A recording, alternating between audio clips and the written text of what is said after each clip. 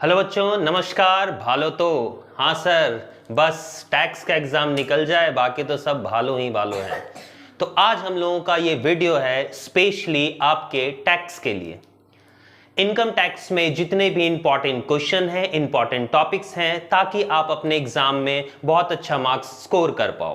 तो आज हम लोग आपके लिए लाए हैं स्पेशल वीडियो, जिसमें मैं सारे इंपॉर्टेंट क्वेश्चन बताऊंगा जो प्रैक्टिकल और थ्योरी से रिलेटेड है।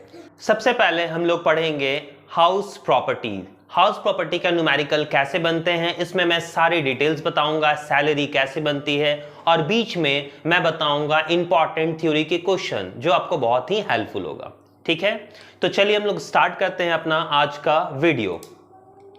पहला क्वेश्चन आप लोगों को दिख रहा होगा इनकम फ्रॉम हाउस प्रॉपर्टी से, कि sir income from house property कैसे निकालेंगे, कैलकुलेट कैसे किया जाएगा।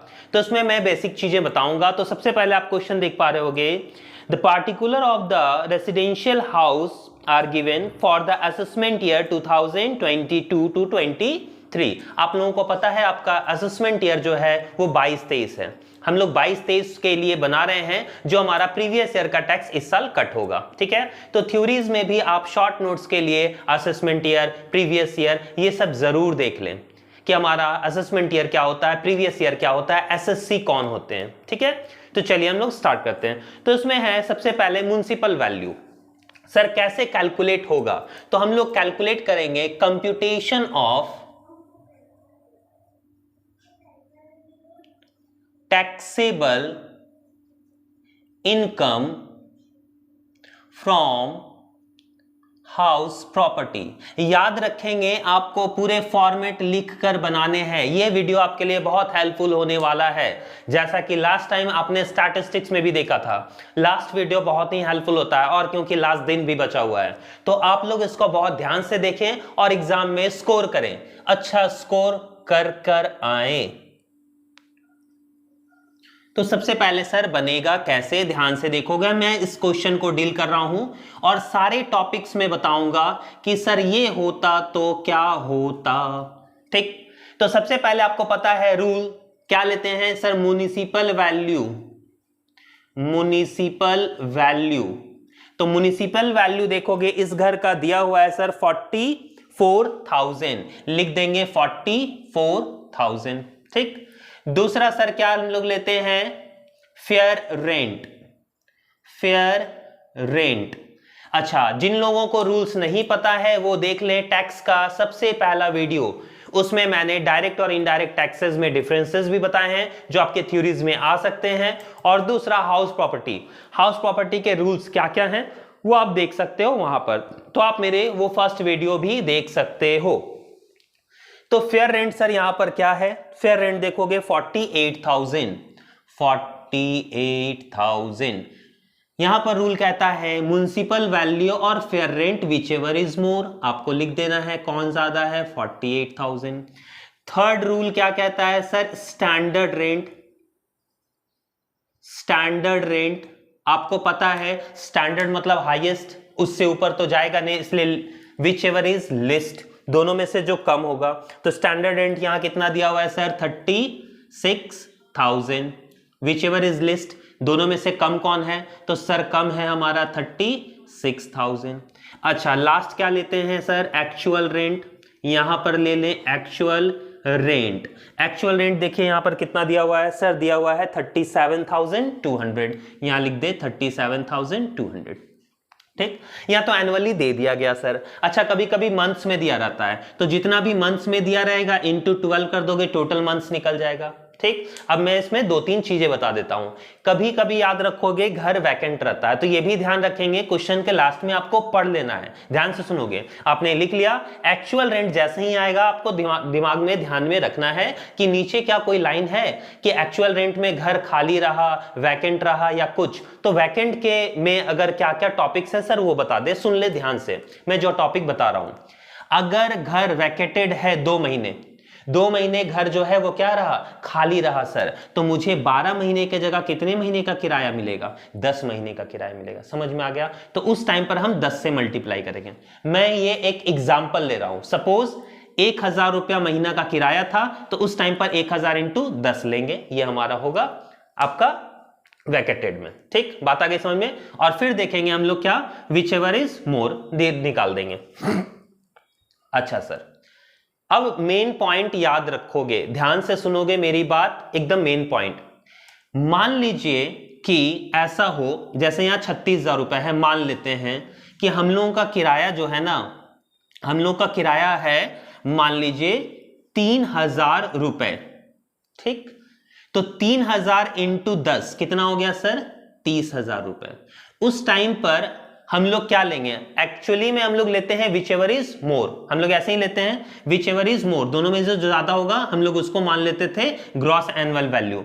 लेकिन अगर घर खाली रहा तो सर क्या होगा, टॉपिक वो देखोगे। अगर घर खाली रहा तो सर हम लोग जो भी एक्चुअल रेंट रहेगा वही हमारा ग्रॉस एनुअल वैल्यू हो जाएगा।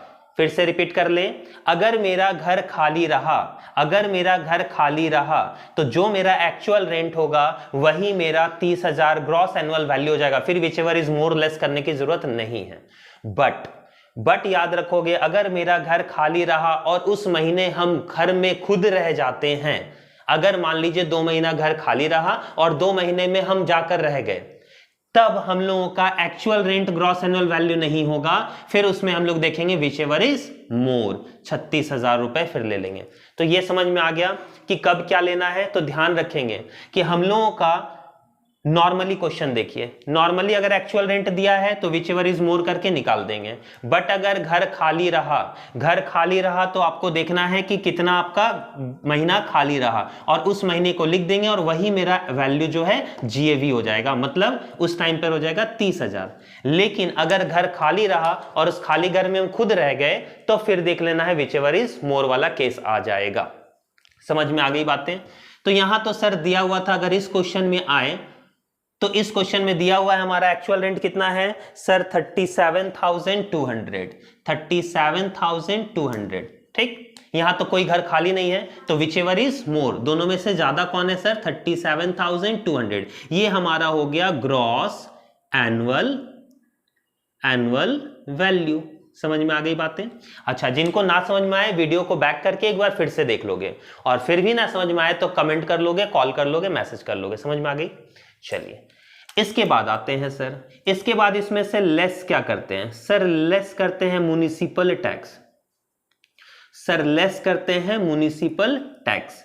म्युनिसिपल टैक्स सर कितना है इस क्वेश्चन में, सर म्युनिसिपल टैक्स है 7,200।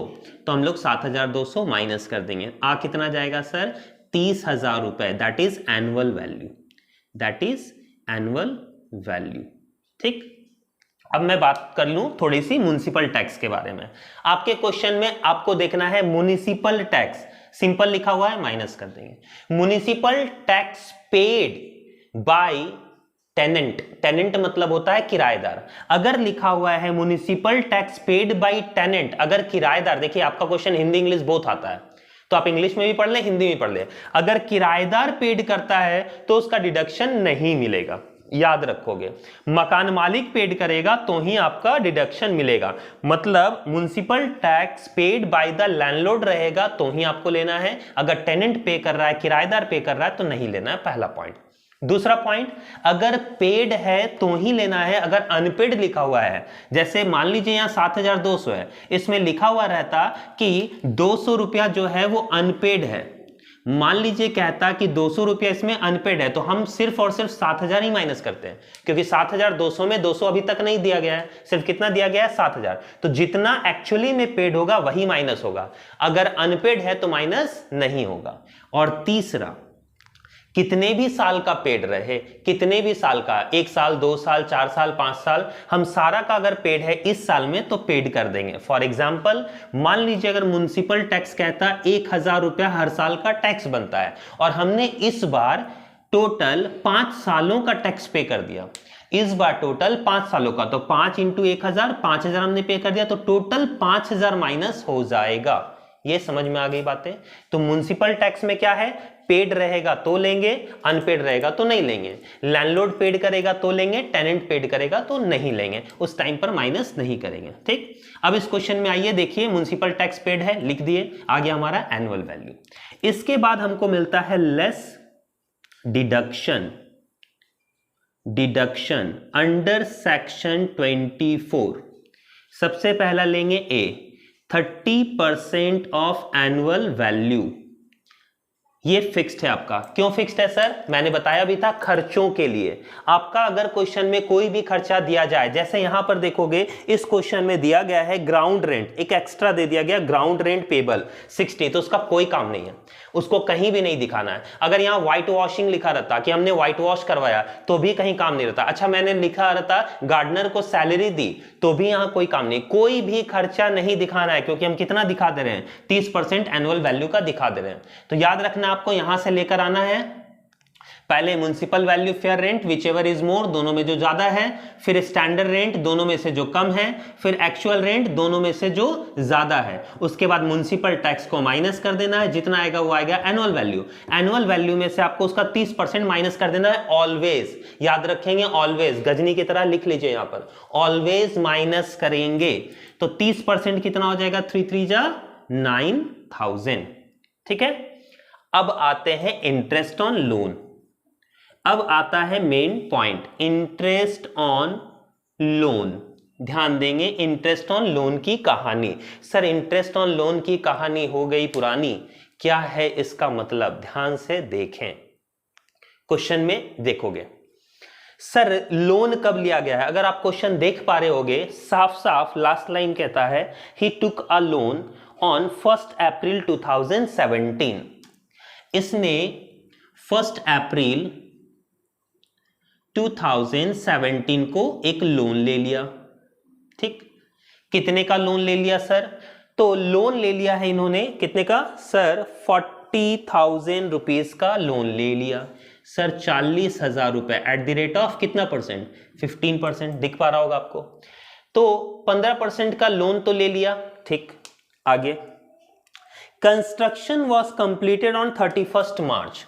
याद रखोगे कंस्ट्रक्शन कंप्लीटेड। आपको हमेशा याद रखना है कि हाउस प्रॉपर्टी में कंस्ट्रक्शन कंप्लीट कब हुआ है वो देखना है, स्टार्ट कब हुआ उससे कोई मतलब नहीं।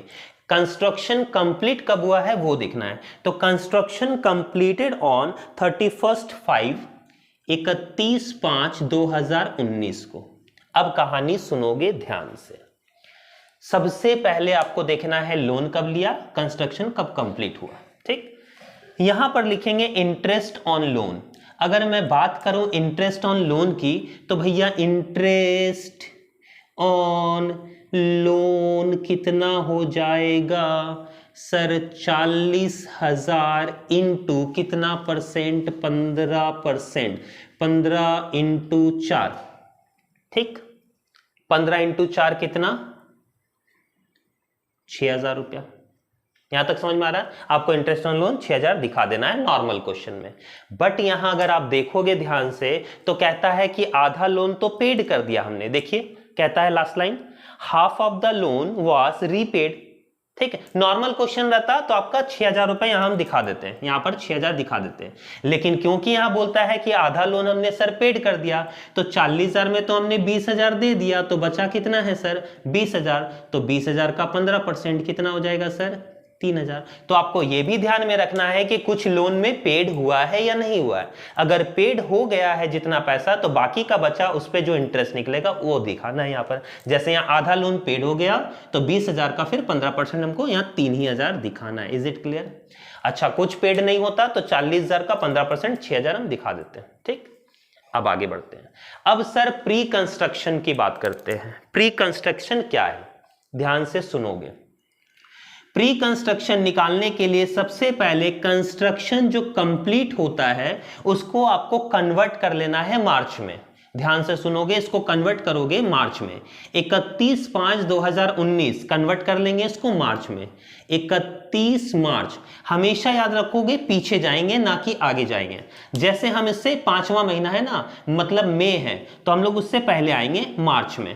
तो उससे पहले आते हैं मार्च 2019, इसी साल आ जाएगा।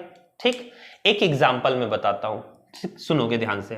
सर अगर हम लोगों का 31 जनवरी 2019 होता, हाँ भैया, तो उससे आगे मार्च नहीं जाते, हम उससे पीछे आते। तो इसको जब कन्वर्ट करते हैं मार्च में तो हो जाता है 31 मार्च 2018, हम उसको 2018 कैलकुलेट करते हैं। मतलब आपको सर आगे नहीं जाना है। जैसे मान लीजिए यह 20 फरवरी रहता, 20 फरवरी 2019, तो आपको आगे मार्च नहीं जाना है, आपको पीछे मार्च जाना है। तो उस टाइम पर भी मार्च 31 कन्वर्ट करने के लिए 31 मार्च 2019 के जगह 18 हो जाता। ठीक, आगे बात समझ में। यहां कंडीशन क्या था सर? यहां कंडीशन था 31 मई 2019। अब इसको 31 मार्च कर दिए, मई से ऊपर तो मार्च आ ही जाएगा ना, मई से ऊपर तो मार्च आ ही जाएगा, तो 2019 आ गया, उसी साल में मार्च आ जाएगा। ठीक, last but not the least आपको ध्यान देना है। सर मान लीजिए कि 31 मार्च ही रहता 2019, तब क्या लेते हैं? इसको कन्वर्ट करते हैं। हाँ, याद रखोगे अगर 31 मार्च ही रहे तो भी आप इसको कन्वर्ट करोगे मार्च में, 31 मार्च 2018, एक साल पूरा पीछे चले जाओगे। समझ में आ गया? मतलब मार्च जो है ना आपका, वो समझ लोगे बैरियर है, आपको आकर वहीं अटकना है, पीछे जाकर आपको वहीं अटकना है मार्च में, कहीं भी जाओ पीछे। समझ में आ गया? तो यहां पर क्या है, मई से हम पहले मार्च में चले गए। अब ध्यान से सुनोगे, लोन कहां से कहां तक? फ्रॉम, देखोगे अगर लोन हमने लिया कब? 1 अप्रैल 2017 टू कहां तक जाना है हमको? 31 मार्च 2019। तो 17 से 19, 17 से 18, 18 से 19, कितना साल हो जाएगा सर? 2 इयर्स। ठीक, अच्छा रूल्स तो सबको पता है कि यहां क्या लेते हैं, 1/5 of pre construction. Pre construction मतलब घर बनने से पहले का इंटरेस्ट ऑन लोन। तो यहां पर ध्यान दोगे कितना साल का लेना है हमको? 2 साल का। तो 1/5 लेना है, 1/5 ऑफ प्री कंस्ट्रक्शन। सर कैसे निकलेगा वो ध्यान से देखें। लोन कितने का है? 40,000। कितना परसेंट इंटरेस्ट है? 15% इंटरेस्ट। ये तो हो गया सर 1 साल। हमको कितने साल का निकालना है? 2 साल का। और उसका कितना कर देना है सर? 1/5। Is it clear? बहुत ही सिंपल है। लोन जब लिया, घर जब कंप्लीट हुआ, उसके बीच का आपको डिफरेंस निकाल लेना है। लोन चेंज कभी नहीं होगा, लोन कभी भी लिया जाए, लोन लिख दोगे और उसके बाद कंस्ट्रक्शन कंप्लीट कब हुआ है वो देख लोगे ईयर, और उसको कन्वर्ट कर लोगे मार्च में, और वहां से वहां तक का ईयर देख लोगे। ठीक, उतना ईयर में आपको निकाल देना है। कट कर ले, 5 3 जा 15, 1020 1020। ठीक, अब कितना हो गया? 4 तिया 12, 12 दूना 24, 2400। मतलब सर 1/5 कितना हो जाएगा? 2400। मतलब हम लोगों का टोटल डिडक्शन मिल जाएगा सर 400, 9 3 12 13 14, 14,400। माइनस करेंगे सर 600, इधर माइनस करेंगे 5, इससे माइनस करेंगे 1, 15,600 हमारा आ गया टैक्सेबल इनकम। ये हो गया हमारा क्वेश्चन कंप्लीट। तो ध्यान से देख लें इसके रूल्स और समझ लें। बाकी सेल्फ ऑक्युपाइड तो आपको आता ही है, सेल्फ ऑक्युपाइड अगर रहेगा तो वैल्यू नील कर देना है, उसमें तो कुछ होगा नहीं। बाकी इंटरेस्ट ऑन लोन का डिडक्शन माइनस कर देना, ये तो आपको पता ही है। तो सारे कोई ध्यान से देख लें, कॉपी कर लें। अगर नहीं समझ में आता है तो फिर से एक बार बैक करके देख लें। 1/5 सारे बच्चे अटकते हैं यहीं पर कि सर प्री कंस्ट्रक्शन कैसे निकलता है, तो इसने वो मैंने बता दिया एकदम इजी वे में, ध्यान से देख लीजिए, समझ लीजिए। चलिए मेरे होनहार बच्चों, अब हम लोग हाउस प्रॉपर्टी के बाद पढ़ेंगे income from salary. Sir income from salary का भी एक क्वेश्चन बता दें ताकि हमारे माइंड में वो क्लियर आउट हो जाए हर एक पॉइंट। तो ध्यान से देखें, ये है हमारा इनकम फ्रॉम सैलरी का question. The followings are the particular of mister X, compute taxable income from salary. हमें निकालना है टैक्सेबल इनकम फ्रॉम सैलरी। आपको फिर से वही आपको हेडिंग लिखने हैं, computation of taxable income from salary. ठीक, ध्यान से देखेंगे अब हम लोग कैसे कैसे निकालते हैं। तो सबसे पहला आप अगर देख पा रहे होगे तो सबसे पहला बेसिक सैलरी दिया हुआ है। मिस्टर एक्स का बेसिक सैलरी सर दिया हुआ है, कितना दिया हुआ है? 60,000 पर मंथ। तो सबसे पहले लिख दे basic salary 60,000 per month, 60,000 into 12, 7,00,000 20,000। ध्यान से आपको पहले लिख लेना है बेसिक सैलरी। फिर देखेंगे क्या है सर, लिखा हुआ है डीपी, डियरनेस पे। सर डियरनेस पे कितना लिखा हुआ है, 20,000 पर मंथ इंटू 12। ध्यान रखेंगे क्वेश्चन में मंथली है या ईयरली है। तो 20,000 इंटू 12 सर कितना हो जाएगा, 2,40,000। चलिए सर, डियरनेस पे के बाद आते हैं sir dearness allowance. Dearness allowance, अगर किन्हीं बच्चों को डाउट है सर ये सब क्या होता है, तो आप मेरी सैलरी के वीडियो में देख सकते हो कि ये सब चीजें हैं क्या और कैसे कैसे टैक्सेबल है। तो 10,000 इंटू 12 1,20,000। ठीक, चलिए आगे बढ़ते हैं। एंटरटेनमेंट अलाउंस,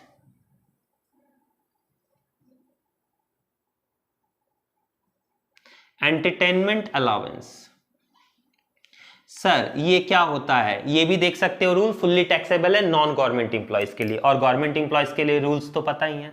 सर इसमें कितना मिल रहा है, तो देखोगे 1,000 पर मंथ, 1,000 इंटू 12,000। देखिए सैलरी भी काफी इजी है, बस आपको लिखते जाना है। ठीक, आगे बढ़ेंगे।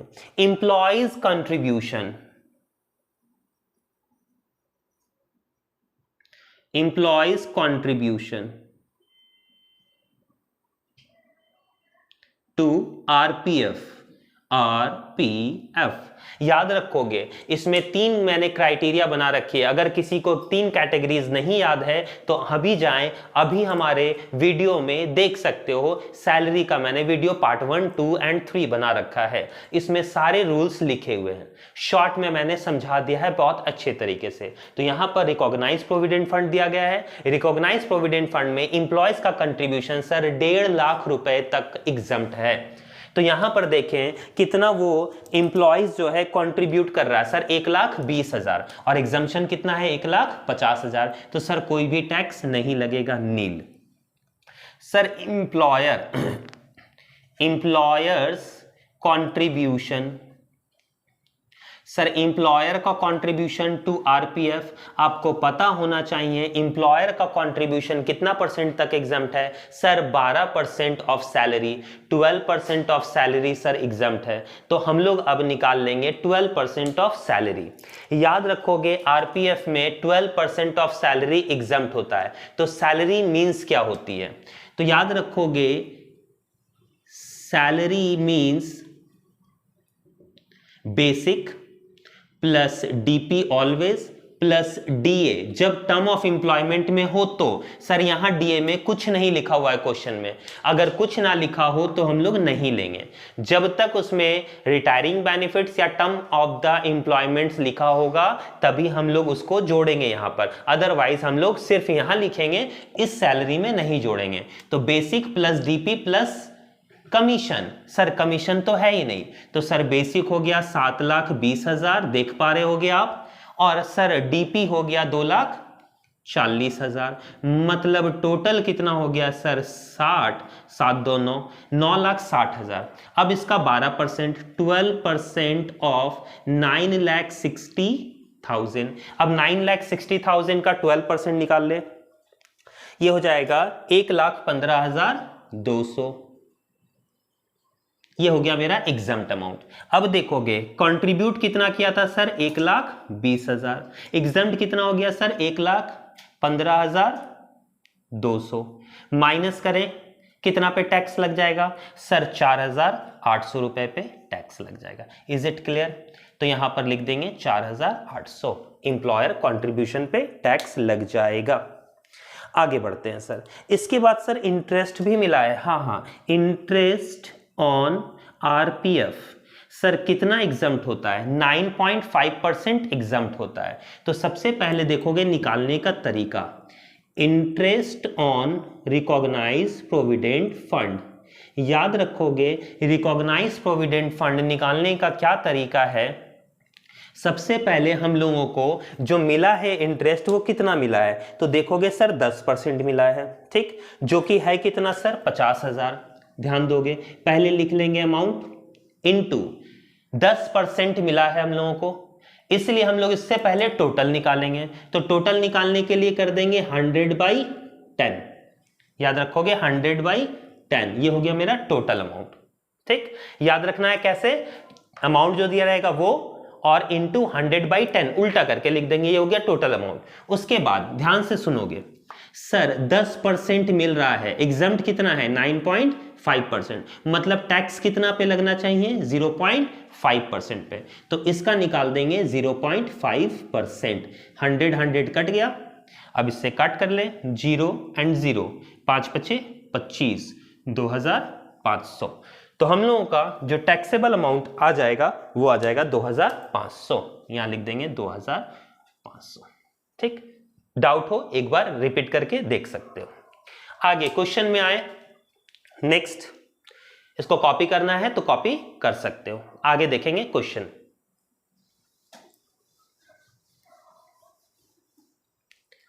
देखिए आगे क्वेश्चन कहता है कि CCA, sir CCA city compensatory allowance fully taxable, हाँ सर फुल्ली टैक्सेबल, कितना मिल रहा है सर 500 रुपया पर मंथ, 500 इंटू 12, 12 पचे 60, कितना हो जाएगा सर 6000। ठीक, अच्छा उसके बाद क्या मिल रहा है सर मेडिकल अलाउंस, हाँ sir medical allowance, medical allowance sir fully taxable.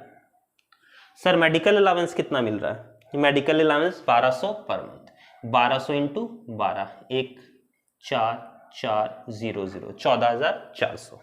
अच्छा सर उसके बाद ही has been provided with a large car, sir car का मैंने डेफिनेशन बता रखा है, कार के रूल्स मैंने बता रखे हैं, आप लोग चाहो तो देख सकते हो। यहां लार्ज कार मिल रही है, लार्ज कार कैसे है सर, कौन दे रहा है, तो provided car for the both use, याद रखोगे बोथ यूज के लिए मिल रहा है, पर्सनल और प्राइवेट बोथ यूज के लिए। और खर्चा कौन दे रहा है सर, सारा का सारा खर्चा जो है ना वो एम्प्लॉयर पेड कर रहा है, एम्प्लॉयर पेड कर रहा है। तो जब भी एम्प्लॉयर पेड करेगा तो यहां पर देख लेंगे कार कौन सा है सर, लार्ज कार है,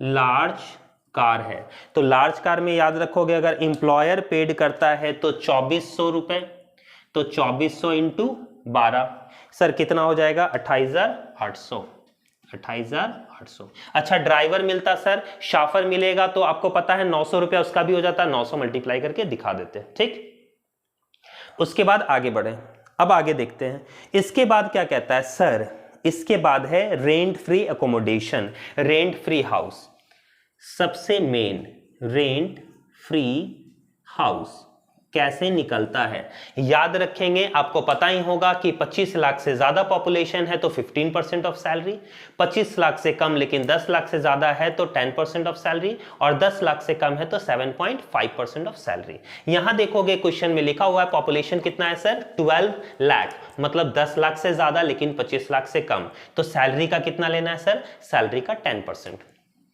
तो रेंट फ्री एकोमोडेशन,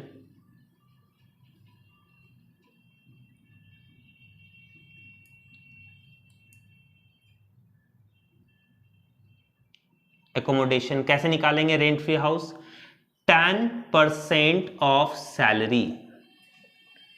ठीक, अब सर सैलरी का मतलब क्या ले, याद रखोगे सैलरी का मतलब यहां पर basic plus DP always, plus DP के बाद डीए की कहानी वही है, टर्म ऑफ एम्प्लॉयमेंट में होगा तो लेंगे, नहीं होगा तो नहीं लेंगे, इस क्वेश्चन में तो है ही नहीं, छोड़ दें।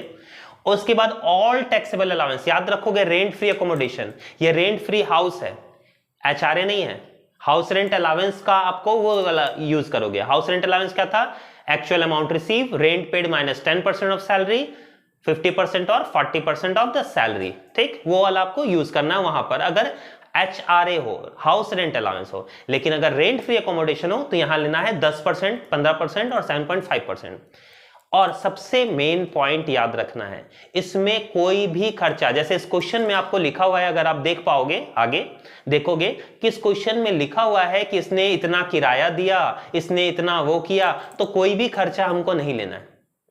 कोई भी खर्चा हो, कितने पे रूम लिया है, कितना किराया दिया, उससे कोई मतलब नहीं है हमको। 10% मतलब 10%, 15% मतलब 15%। तो कंफ्यूज नहीं होगे, एकदम सीधा दिमाग रखोगे कि 10, 15 और 7.5% सैलरी का लेना है। सर क्या क्या, बेसिक, डियरनेस पे, डियरनेस अलाउंस नहीं लेना है।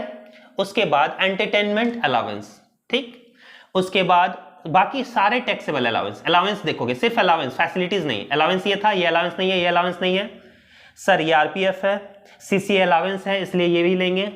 अच्छा सर मेडिकल अलाउंस है इसलिए ये भी लेंगे। सर लार्ज कार फैसिलिटी है, नहीं लेंगे, बाकी कुछ नहीं है। मतलब सर मेरा हो गया 7,20,000 प्लस सर 2,40,000 प्लस 12,000 प्लस और क्या है सर 6,000 और सर क्या है 14,400, ठीक, ये आपको ले लेना है। टोटल मिलाकर जोड़ ले तो ये हो जाएगा 9,92,400, ठीक। अब इसका 10% निकाल लेंगे, तो इसका जब 10% निकालोगे तो कितना आ जाएगा 99240, 99,240।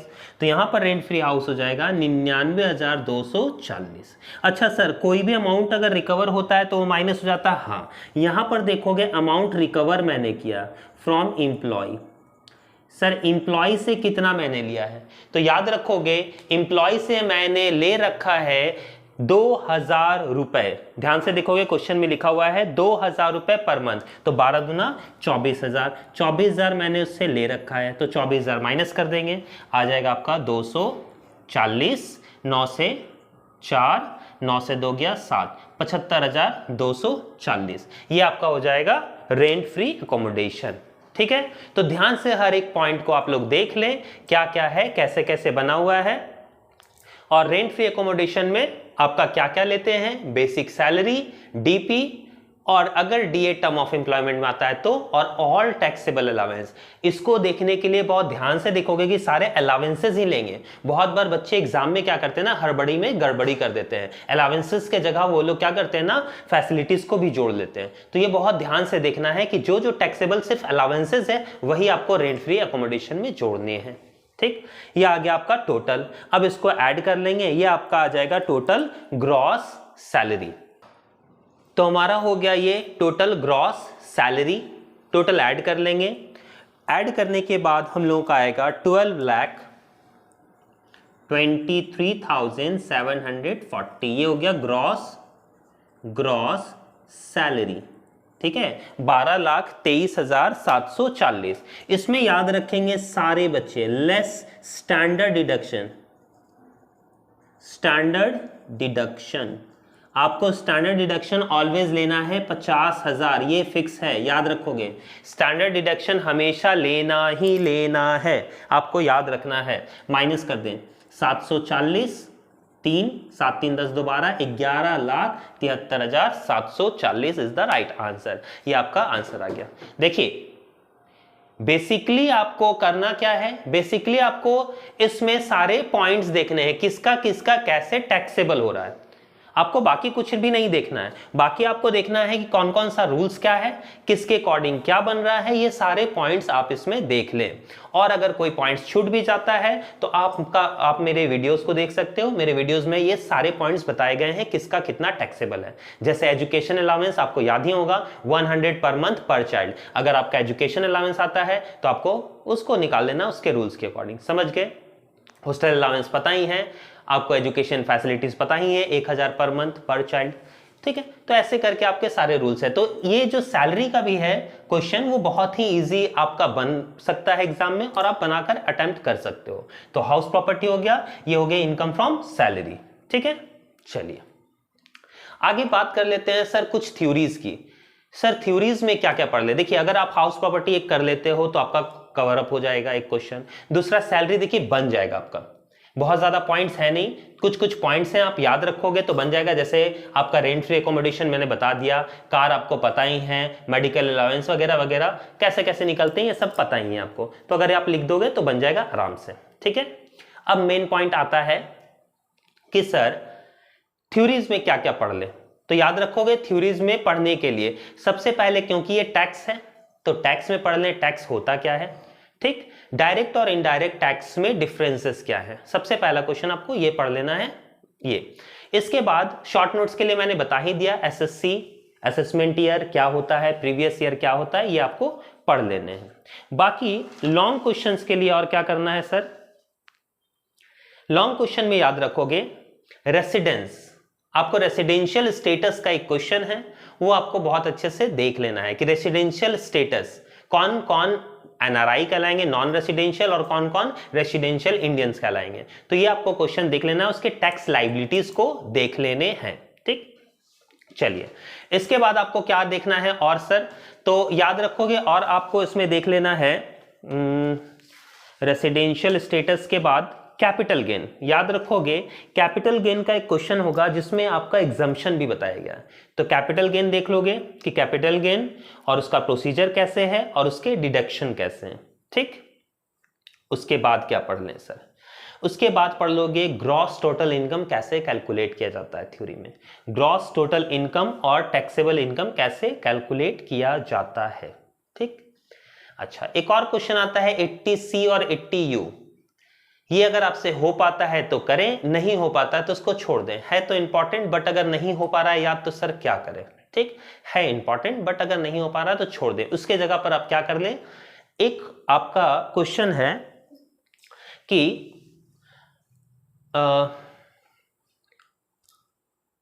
Set of and carry forward, set of and carry forward ये आ सकता है क्वेश्चन, इसको आप लोग बहुत ध्यान से देख लें। उसके जगह पर आप ये कर सकते हो या इनकम टैक्स ऑफिसर के राइट्स एंड ड्यूटीज जो हैं वो कर सकते हो, टैक्स ऑफिसर जो है उसके। एक मेन क्वेश्चन जो है आने के चांसेस बहुत ज्यादा है वो है प्रोविडेंट फंड। प्रोविडेंट फंड क्या होता है, इसके टाइप्स क्या क्या होते हैं ये कर लोगे। ठीक, और last but not the list,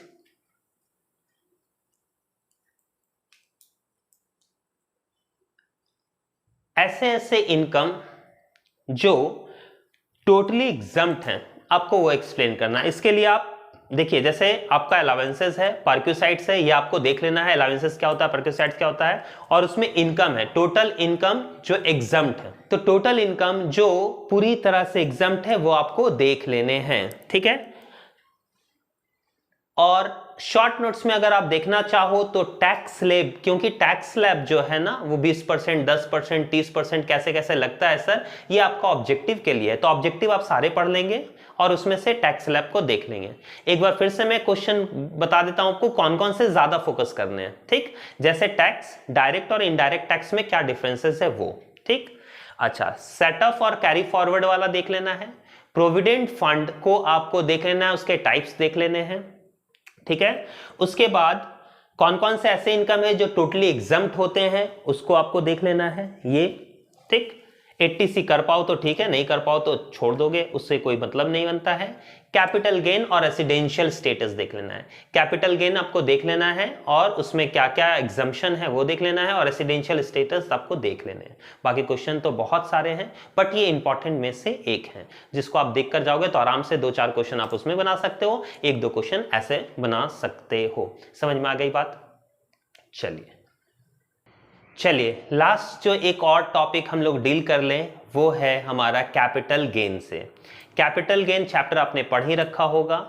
capital gain में एक टॉपिक मैं डील कर देता हूं। कैपिटल गेन में कैपिटल एसेट्स को बेचकर जो पैसा मिलता है उसको हम लोग कैपिटल गेन बोलते हैं, जिसमें शॉर्ट टर्म होते हैं और लॉन्ग टर्म होते हैं। शॉर्ट टर्म और लॉन्ग टर्म तो आप जानते ही हो, अगर हम लोग 36 मंथ से ज्यादा में कोई सामान बेचते हैं, मतलब खरीदने और बेचने का ड्यूरेशन जो है वो 36 मंथ से ज्यादा है तो वो लॉन्ग टर्म कैपिटल गेन हो गया, और अगर वो 36 मंथ से कम है तो वो शॉर्ट टर्म कैपिटल गेन हो गया। दोनों निकालने का रूल्स क्या क्या है, तो चलिए हम लोग क्वेश्चन को देखते हैं, उससे समझते हैं। जैसा आपके क्वेश्चन में देख पा रहे होगे, mister Akram purchase a property for 1,60,000 इन 95-96। आपको इसमें एक चीज याद रखनी है, इन्फ्लेशन इंडेक्स का जो कॉस्ट होता है वो 2001 से स्टार्ट है, मतलब कोई भी वैल्यू जो हमको देखना है वो 2001 का देखना है, उससे पहले का नहीं। तो 1995 में मैं इसने खरीदा है कोई प्रॉपर्टी, जो गिफ्ट किया है हिज सन मिस्टर यूसुफ को 31 मार्च 2001 में, when the market value of the property was 2,80,000, उस टाइम पर 2,80,000 था। The fair market value of the property on 1/4/2001 was 3 lakh. देखिए 1/4/2001 को कितना है, 3 लाख रुपए है। तो सबसे ज्यादा जो वैल्यू होता है हम लोग वो लेते हैं, विच एवर इज मोर। तो यहां पर देखोगे कि 3 लाख रुपए का वो प्रॉपर्टी है। इस प्रॉपर्टी को फरवरी 2022 को 26,60,000 में उसने सोल्ड कर दिया। तो बनाने का तरीका है कैपिटल गेन का, ठीक, सेल्स कंसीडरेशन। हमने बेचा कितने में है, तो ध्यान दोगे 26,60,000 में बेच दिया गया, आपको लिख देना है। और इसमें से कोई भी ब्रोकरेज, कोई भी कमीशन अगर लिखा रहता है तो उसको माइनस कर देना। जैसा इस क्वेश्चन में आपको दिख रहा होगा कि उसने एडवर्टीजमेंट के लिए 1,31,000 खर्च किया, तो लेस कर दीजिए एडवर्टीजमेंट एक्सपेंसेस, 1,31,000 पूरा का पूरा माइनस कर देंगे। मैंने क्या बताया, फिर से रिपीट कर लेंगे। कोई भी ब्रोकरेज एक्सपेंसेस या कमीशन कुछ भी रहेगा वो हम लोग माइनस कर लेंगे। 1,31,000 रुपए माइनस कर लेंगे तो टोटल वैल्यू उसके पास बचा 9,252, 25,29,000 रुपए उसके पास बच गए। अब इसमें से लेस क्या करते हैं, देखिए चैप्टर काफी इजी है, अगर आएगा तो बना ही लिखते हैं। Inflation index cost. सर कितने में खरीदा था, तो हम लोग देख पा रहे हैं कि 2001 को उसका वैल्यू जो है वो कितना है सर, 3 लाख। याद रखना है आपको, जितना कॉस्ट रहेगा वो ऑलवेज आपको मल्टीप्लाई करना है 317 से। 317 आप लोगों का इस साल का मतलब प्रीवियस ईयर का जो इन्फ्लेशन इंडेक्स है। अगर नहीं भी समझ में आता तो इतना याद रखिए, जब भी कैपिटल गेन का क्वेश्चन आए और आपको इंडेक्स निकालना हो तो कॉस्ट जिस समय हम लोग खरीदे हैं, तो सबसे पहले कॉस्ट इंटू 317 और जिस साल खरीदा है, तो खरीदा क्या है 2001 में, और 2001 का जो वैल्यू होता है आप लोगों का इंडेक्स का वो होता है 100। याद रखोगे ये क्वेश्चन में दिया रहेगा, तो जिस साल खरीदेगा उसका इंडेक्स हमको डिवाइड कर देना है। ठीक, अब इसको डिवाइड कर लेते हैं। डिवाइड करेंगे तो कितना आ जाएगा सर, 9,51,000। अब 9,51,000 को माइनस कर दीजिए, आ गया 0, 9 से 1 गया 8, 7, 5, 1, 15,78,000। ये हमारा आ गया लॉन्ग टर्म कैपिटल गेन। इसको LTCG लिख सकते हो। समझ में आ गई। अच्छा सर यही शॉर्ट टर्म रहता तो ये इन्फ्लेशन इंडेक्स नहीं निकलता, डायरेक्टली 25,29,000 में से हम लोग 3 लाख को माइनस कर देते हैं। याद रखोगे शॉर्ट टर्म और लॉन्ग टर्म में यही डिफरेंस है। लॉन्ग टर्म में इन्फ्लेशन के अकॉर्डिंग हमारा रेट, क्योंकि लॉन्ग टर्म है ना 3 साल से ज्यादा, उस टाइम पे जो खरीदे थे क्या आज का वैल्यू भी उतना ही होगा? नहीं सर, उसका वैल्यू चेंज हो गया होगा। इसलिए हम लोग इन्फ्लेशन इंडेक्स के अकॉर्डिंग इसको चेंज कर लेते हैं। करने का तरीका, जिस साल का कॉस्ट है, cost into 317 always divided by जिस साल का है उस साल का इंडेक्स नंबर। ये क्वेश्चन में दिया रहेगा, डिवाइड कर दोगे, निकाल लोगे। इसके बाद भी अगर कोई खर्च करता, मान लीजिए ये 2,000 रुपए और खर्च करता, तो 2,000 इंटू 317 डिवाइडेड बाय उस साल का इंडेक्स निकाल के वो भी माइनस कर देते। ठीक, जितना जितना कॉस्ट रहेगा वो माइनस कर देंगे। बट अगर ये शॉर्ट टर्म है तो शॉर्ट टर्म में क्या करना है आपको, डायरेक्टली जितना सेलिंग प्राइस आया, सेलिंग प्राइस में से कॉस्ट को सिर्फ माइनस करना है, इंडेक्स इन्फ्लेशन नहीं निकालना है, माइनस कर देना, वो आ जाएगा शॉर्ट टर्म कैपिटल गेन। समझ में आ गई बातें?